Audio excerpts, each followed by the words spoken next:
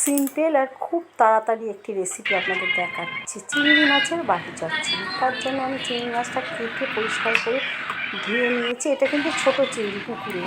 এর মধ্যে দিলাম সর্ষে বাটা, পোস্ত, সর্ষে একদম ভালো করে পেস্ট করে নেওয়া আছে, নিয়ে আমি সেটা দিয়ে দিলাম একটু লঙ্কা গুঁড়ো আর হলুদ গুঁড়ো দিয়ে একটু করে নাড়িয়ে চাড়িয়ে নিলাম।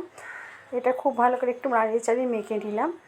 এরপরে এর মধ্যে আমি দেবো দুটো কাঁচা লঙ্কা আর দেবো স্বাদ অনুসারে নুনটা দেওয়ার পর একটু আমি টক দই দিয়ে দিলাম। এখানে 2 চামচের মতো টক দই আছে। আর দিলাম সর্ষের তেলটা একটু বেশি দিলে খেতে ভালো হবে। আর এই চিংড়ি মাছটা খুব ভালো করে মাখিয়ে আমি এবার এটা বসিয়ে দেবো। আর এটা যখন বসাবেন 5 থেকে 7 মিনিট, বেশি লাগবে না, দিয়ে সিম করে দেবেন, একদম গ্যাসটা সিম করে বসিয়ে দেবেন। আমি এটা বসিয়ে এর মধ্যে আর কিছুটা সর্ষের তেল দিয়ে আমি ঢাকা দিয়ে দিলাম। এটা 5 থেকে 7 মিনিট। একটু জল বেরিয়েছে চিংড়ি মাছ থেকে, নাড়াচাড়া করে আমি আরেকটু ঢাকা দিয়ে দেবো, এই কারণে যাতে জলটা মরে যায়। আমি একটু ঢাকা দিয়ে দিলাম, দিয়ে এর ওপর দিয়ে নামানোর আগে এর ওপর দিয়ে আরেকটু সর্ষের তেল ছড়িয়ে আমি নামিয়ে সার্ভ করে দিলাম।